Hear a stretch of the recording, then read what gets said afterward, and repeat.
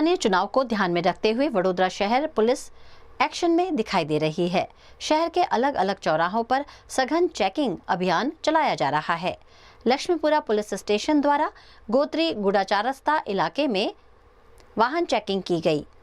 इस दौरान ACP RD. कवा, पीआई गायत्री राजपूत और पुलिस स्टाफ मौके पर मौजूद रहे।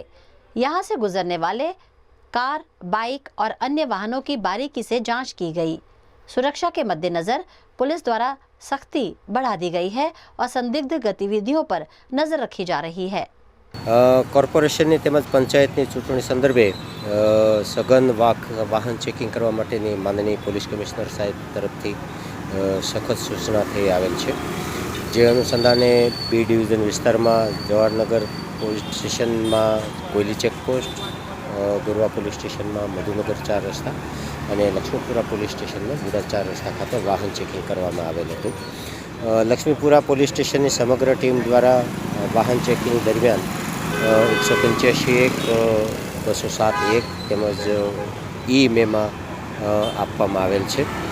સાથોસાથ એક કન્ઝમ્પશન કરેલો ઇસમ મળી આવેલ હતો, તો એમના વિરુદ્ધ પીધેલાના સેક્શન અંતર્ગત કેસ કરવામાં આવેલ છે।